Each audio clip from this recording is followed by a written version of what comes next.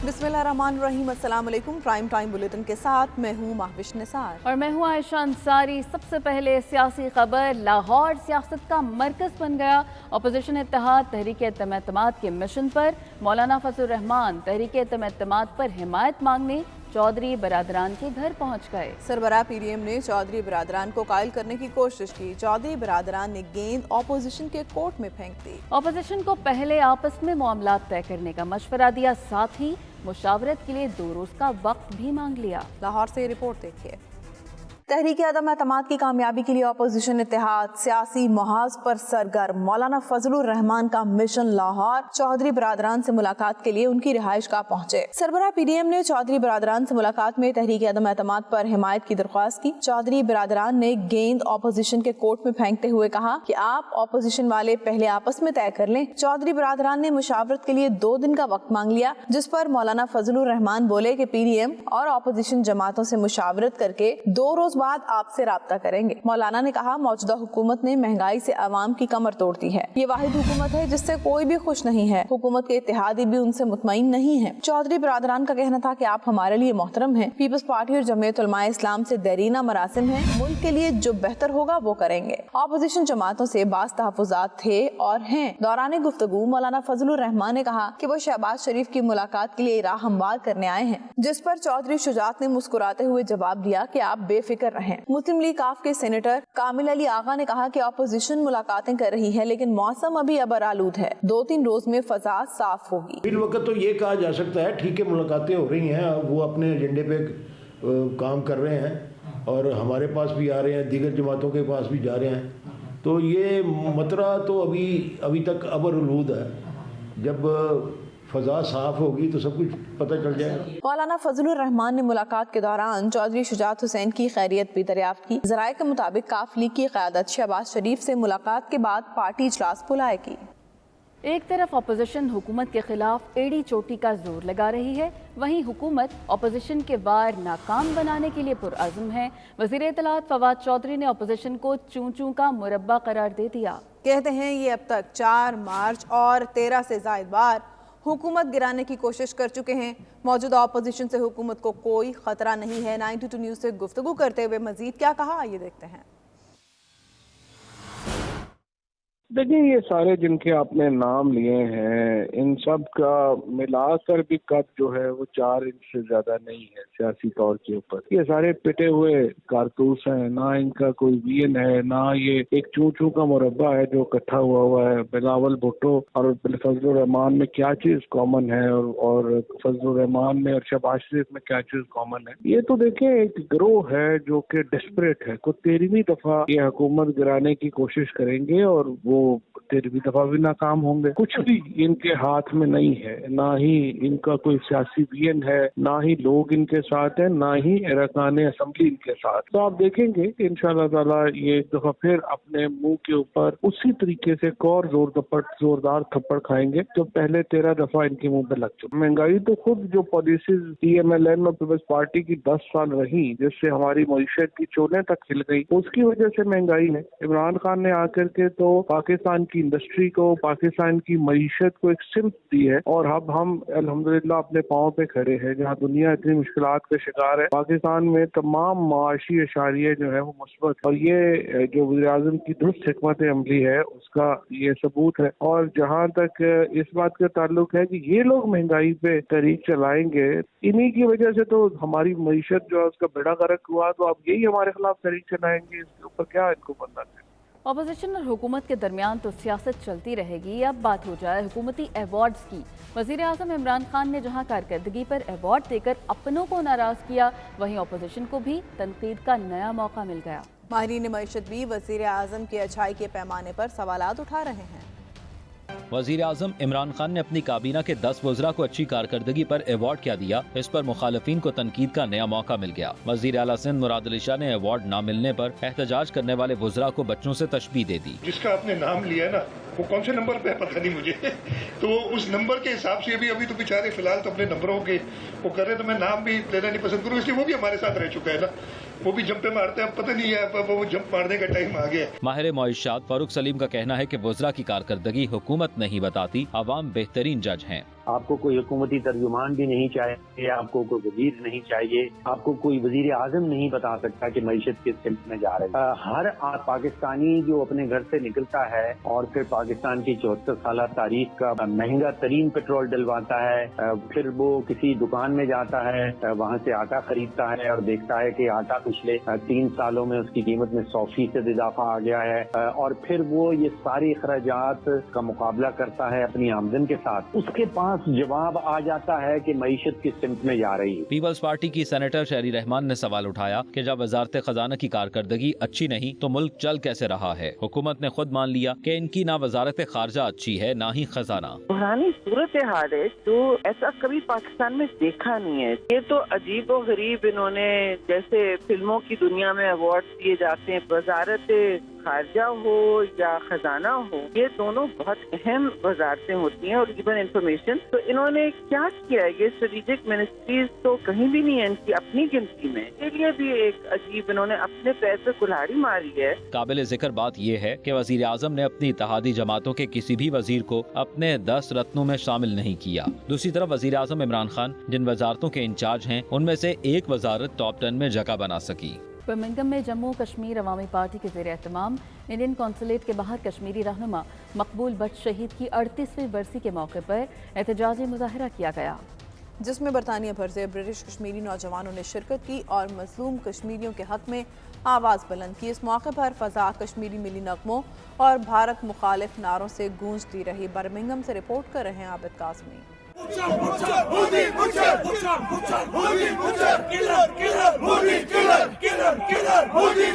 حریت پسند کشمیری رہنما مقبول بٹ شہید کی 38ویں برسی پر برمنگھم کی فضا بھارت مخالف نعروں سے گونج اٹھی۔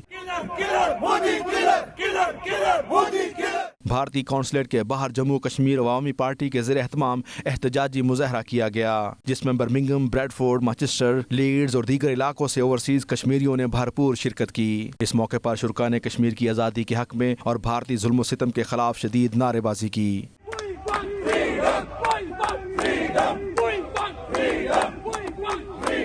بھارتی قونصلیٹ برمنگھم کے سامنے شہید مقبول بٹ کو خراج عقیدت پیش کرتے ہوئے مظاہرین نے بھارتی حکومت سے اپیل کی کہ وہ مقبول بٹ کا جسد خاکی لواحقین کے حوالے کرے۔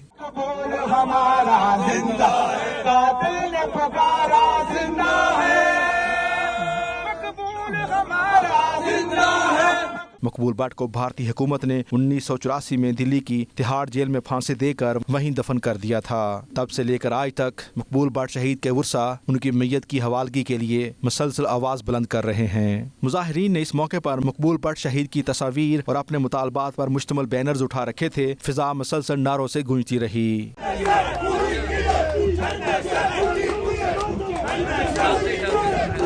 حسن خواجہ، شوکت بٹ ڈار اور دیگر رہنماؤں نے مقبول بٹ شہید کو زبردست خراج عقیدت پیش کرتے ہوئے کہا کہ مقبول بٹ کشمیر کی دھرتی کے عظیم سپوت ہیں، ان کی قربانی رائیگان نہیں جائے گی۔ بھارتی قونصلیٹ کے باہر ہونے والے احتجاج میں کشمیر کی آزادی کے نغمے بھی گونجتے رہے۔ کئی شرکاء کشمیر کی آزادی کے نغمے سن کر آبدیدہ دکھائی دیے۔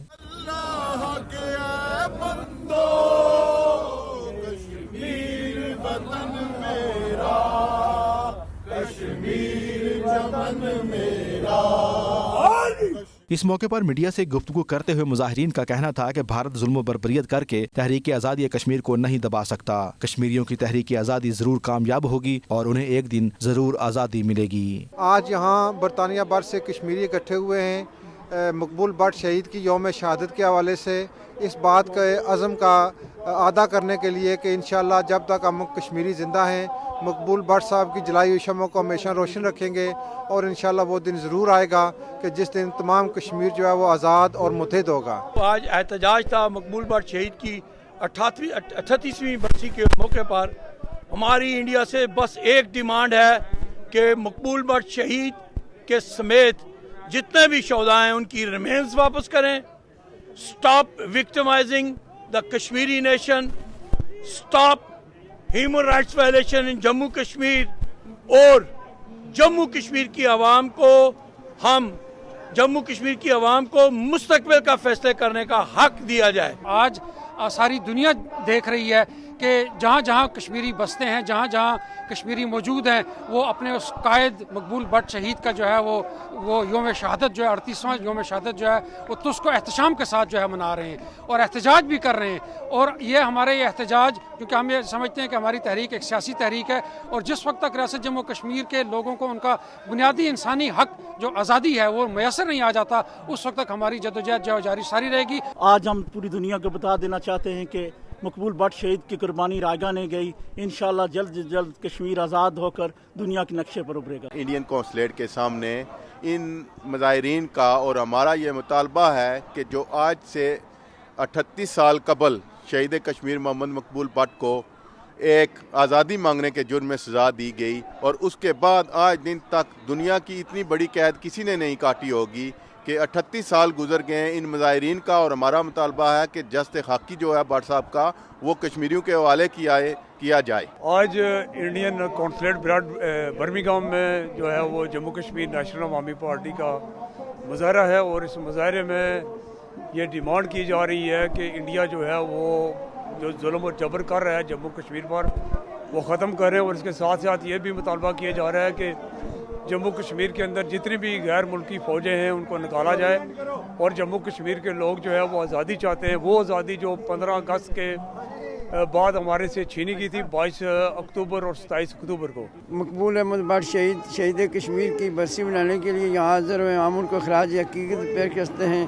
انشاءاللہ وہ دن دور نہیں، بٹ صاحب کی جو قربانی ہے وہ رنگ لائے گی، اور انشاءاللہ ایک دن کشمیر آزاد ہوگا. ریاست جموں و کشمیر کے تمام چاہنے والے اور مقبول بٹ رحمۃ اللہ علیہ کے چاہنے والے یہاں جمع ہوئے اور انڈین ہائی کمیشن کے سامنے جو ہم پروٹیسٹ کیا ہے.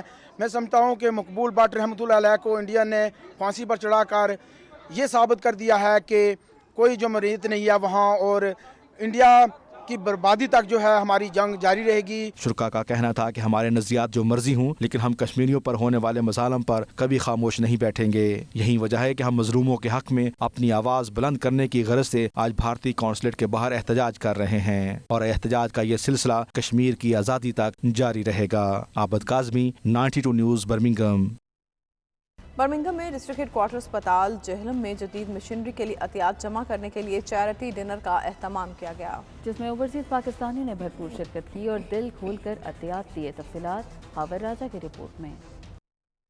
برٹش پاکستانی اوورسیز کمیونٹی نے دیار غیر میں نامساعد حالات کے باوجود بھی وطن عزیز کے رفاعی اور سماجی میدانوں میں ہمیشہ کلیدی کردار ادا کیا ہے. طبی شعبے میں اوورسیز کمیونٹی کا نمایاں کنٹریبیوشن قابل ستائش ہے. ان خیالات کا اظہار مقررین نے جہلم اوورسیز فاؤنڈیشن کے زیر اہتمام برمنگھم میں منعقدہ فنڈ ریزنگ تقریب سے خطاب کرتے ہوئے کیا. تقریب کا مقصد DHQ اسپتال جہلم کے خواتین یونٹ میں جدید مشینری اور دیگر آلات کی فراہمی کے لیے مالی مدد کرنا تھا. معروف کمیونٹی شخصیت پرویز اختر کی میزبانی میں منعقدہ اس تقریب میں کمیونٹی کی نمایاں سیاسی و سماجی شخصیات نے بڑی تعداد میں شرکت کی. اس موقع پر شرکا نے DHQ اسپتال جہلم میں زچہ بچہ سینٹر کے لیے دل کھول کر عطیات دینے کا اعلان کیا. تقریب میں گلوکار جوڑے نے خوبصورت گیت سنا کر ماحول خوشگوار بنا دیا.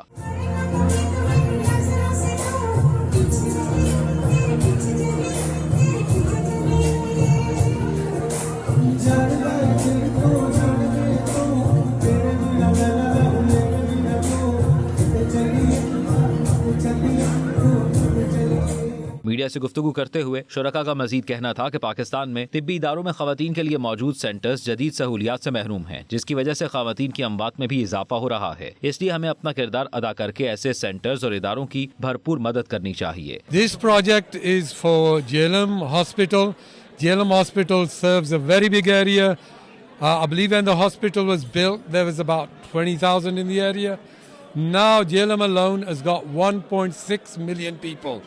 Yet from 250 beds to 258, that's how many beds only 8 have increased in the last, 40 odd years. We will then, inshallah, have 500 beds, and that will make it a medical college, which will mean the best doctors, the best physicians for the area will come there, and all that area then doesn't have to go to Al-Shifa, from where I believe there is extortionate fees being charged. Lounge of the hospital in Jhelum, which is funded by Chaudhry Pervez and his team. And I'd like to thank the people of Birmingham for coming and supporting this event. آج ہم یہاں سب اکٹھے ہوئے ہیں. یہ جو ہسپتال جو ہے اس کی ونگ جو ہے ہم جو ہے ایکسپینڈ کر رہے ہیں. اتنے اچھے جو ہے موقع پہ آئے ہیں کہ ہم سب اس کو سپورٹ کر سکیں اور یہ جو ونگ ہے انشاءاللہ ہم بڑھا سکیں اور لیڈیز کی جو ہے نا آسانی کر سکیں. ہمارے دوست ڈاکٹر پرویز صاحب ہیں, انہوں نے بڑے اچھا انیشیٹو لیا ہے جہلم کے ہاسپٹل میں میٹرنٹی وارڈ تعمیر کرنے کے لیے, جہاں پہ زچہ اور بچہ کی خدمات اور سہولیت بہت کم تھیں. تو it is a great endeavour, great activity, ہم سب ان کی سپورٹ کریں گے. بہت خوشی ہوئی ہے آج اس ایونٹ پہ آنے پہ. انکل نے بہت اچھا کیا, جو لوگ یہ اسکول ہاسپٹل کے لیے کام کر رہے ہیں. It's really really good and انشاءاللہ we want to help you as much as we can and whatever you need we will support you inshallah. ایسی تقریبات وقت کی اہم ضرورت ہیں تاکہ پاکستان میں بسنے والوں کو درپیش مسائل اور چیلنجوں سے نمٹنے کے لیے بروقت امداد یقینی بنائی جا سکے. خاور راجہ 92 نیوز برمنگم. آئرلینڈ میں پاسپورٹ حاصل کرنا انتہائی صبر آزما بنتا جا رہا ہے. ایک طرف نیشنل آئسولیشن کا عمل انتہائی سست ہے اور دوسری طرف لوگوں کو بچوں کے پاسپورٹس بنوانے میں شدید مشکلات کا سامنا کرنا پڑ رہا ہے. لوگ 4 سال سے پاسپورٹ کے انتظار میں خوار ہو رہے ہیں. اس حوالے سے قانون دان بیرسٹر فیصل صدیق خان نے اہم قانونی نکات پر تفصیلی گفتگو کی ہے. 92 نیوز کے نمائندے فیصل مرزا سے گفتگو کرتے ہوئے بیرسٹر فیصل صدیق خان کا کیا کہنا تھا, یہ دیکھتے ہیں. جی ناظرین, اس وقت آئرلینڈ میں پاسپورٹس کی رینیول جو ہے اور خاص طور پر جو نئے پاسپورٹ ہیں اس حوالے سے بہت سے لوگوں کو تحفظات ہیں, اس میں بہت زیادہ ڈیلے کیا جا رہا ہے. تو اسی چیز کو ہم ڈسکس کرنے کے لیے آج موجود ہیں بیرسٹر فیصل خان کے ساتھ. ان کا اس کے اوپر ایکسپرٹ اوپینین وہ لیتے ہیں. Faisal, welcome to 92 news. بتائیے گا یہ جو ڈیلے آ رہا ہے پاسپورٹ میں, ایئرز اینڈ ایئرز سے لوگوں نے سبمٹ کروائے, اس کے اوپر کوئی جواب نہیں آ رہا, اس کے اوپر آپ کی کیا رائے ہے؟ جو نیشنلائزیشن کی اپلیکیشنز ہیں وہ تو سپیریئر کورٹس کے رولز ہیں ادھر کے جی, کہ جن لوگوں کو 23 منتھس ہو گئے ویٹ کرتے ہوئے, they can apply for the decision to be judicially reviewed and they should get their reply. Normally high court orders around 6 weeks time.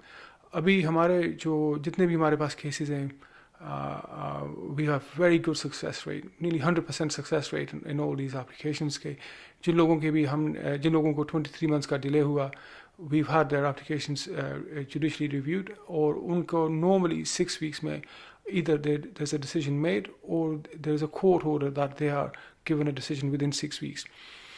This is very efficient process. اس میں جو ہے ہم کافی بیک گراؤنڈ ورک کر کے یہ application by force by demand ان سے حل کروا لیتے ہیں. فیصل, یہ تو اڈلٹس کے لیے جو ہے, لیکن مائنرز کے جو نیو پاسپورٹس ہیں اس حوالے سے بہت زیادہ لوگوں کو تکلیف کا سامنا کرنا پڑ رہا ہے. تو اس بارے میں آپ کی لیگل ایکسپرٹ کیا ہے؟ جو مائنرز کی اپلیکیشنز ہیں اسپیشلی ویئر جدھر پیرنٹس کے پاسپورٹس بھی وہ ہولڈ کر لیتے ہیں, and this is کوزنگ quite a considerable problem for the family, for the function of family, even for the function of a professional's job. And this is a real impediment. اور ہم جو ہے normally ہم اس میں کیا پرووائڈ جو ہمارے clients ان کے کیا پرووائڈ کرتے ہیں جی, کہ we normally send a demand letter and ask for this application to be made quicker, or at least the passports to be returned. Right now جو جن لوگوں کو بھی up to 6 months ہو گئے ویٹ کرتے ہوئے, وہ اگر ہمارے ساتھ کانٹیکٹ کرتے ہیں, we should be able to give them relief very quickly. ہم ان کو جو ہے اس اپلیکیشن کا رپلائی اور even release of passport we should be able to turn this around for them within 4 weeks. جی, فیصل کا کہنا ہے کہ جو اڈلٹس کے نیچرلائزیشن کی جو اپلیکیشنس ہیں وہ 23 منتھ سے زیادہ نہیں جانے چاہیے, اور سیکنڈلی جن مائنرز کے جو نیو پاسپورٹ جنہوں نے اپلائی کیے ہیں, اگر ان کا 6 منتھ سے زیادہ ڈیلے دیکھنے کو مل رہا ہے, ان کو اس تکلیف کا سامنا کرنا پڑ رہا ہے, they should go to see legal help and they should knock the door of their solicitor.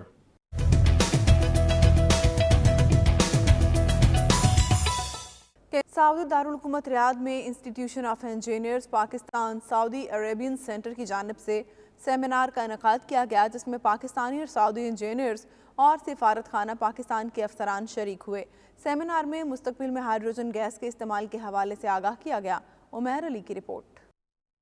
Saudi دارالحکومت ریاض میں institution of engineering Pakistan Saudi Arabian centre کی جانب سے سیمینار منعقد ہوا جس میں پاکستانی اور سعودی انجینئرز اور سفارت خانہ پاکستان کے افسران شریک ہوئے۔ سیمینار میں مستقبل میں ہائیڈروجن گیس کے استعمال کے حوالے سے آگاہ کیا گیا۔ سیمینار کے شرکا سے انجینئر محمد اجاز عمر نے اظہار خیال کرتے ہوئے بتایا کہ دنیا کے ترقی یافتہ ممالک ماحولیاتی آلودگی کو کم کرنے کے لیے ہائیڈروجن گیس کو بطور متبادل ایندھن بجلی گھروں میں کس طرح استعمال کر رہے ہیں۔ اگر ہائیڈروجن گیس کو ایک خاص تناسب کے ساتھ معدنیات گیس کے ساتھ ملایا جائے تو کاربن ڈائی آکسائیڈ گیس کے اخراج میں بڑی کمی لائی جا سکتی ہے۔ اس کے مؤثر اثرات سے ماحول کو بچایا جا سکتا ہے اور گلوبل وارمنگ جو دنیا کا سب سے بڑا مسئلہ بنا ہوا ہے۔ ان کا مزید کہنا تھا کہ ترقی پذیر ممالک کو بھی چاہیے کہ وہ تیل اور آئل کے علاوہ کوئلے کے استعمال کو کم کرتے ہوئے ہائیڈروجن کی جانب بڑھیں۔ پاکستان بھی ہائیڈروجن گیس کا استعمال کر کے ماحولیاتی آلودگی سے بچ سکتا ہے۔ انسٹیٹیوشن آف انجینئرنگ پاکستان کے چیئرمین سید محمد اقبال کا کہنا تھا کہ سعودی عرب میں پاکستان انجینئرز گزشتہ 4 دہائیوں سے کام کر رہے ہیں اور 1996 سے آج تک ہر سال 96 طلبہ کو پاکستان اور آزاد کشمیر کی 12 یونیورسٹیز میں اسکالرشپس دے رہے ہیں۔ سفارت خانہ پاکستان کے فرسٹ سیکریٹری ریاض علی خان نے سیمینار کے انعقاد کو سراہا اور کہا کہ سعودی عرب سمیت دنیا بھر میں مقیم پاکستانی انجینئرز بڑا اہم کردار نبھا رہے ہیں۔ سیمینار کے اختتام پر انجینئرز کو شیلڈ سے بھی نوازا گیا اور سیمینار میں اس عزم کا اظہار کیا گیا کہ آئندہ بھی اس طرح کے پروگرام مرتب کیے جائیں گے تاکہ لوگوں کو اس کی سمجھ لگ سکے۔ عمیر علی، 92 نیوز، ریاض، سعودی عرب۔ اس کے ساتھ ہی خبرنامہ اختتام پذیر ہوا۔ دیکھتے رہیے 92 نیوز UK۔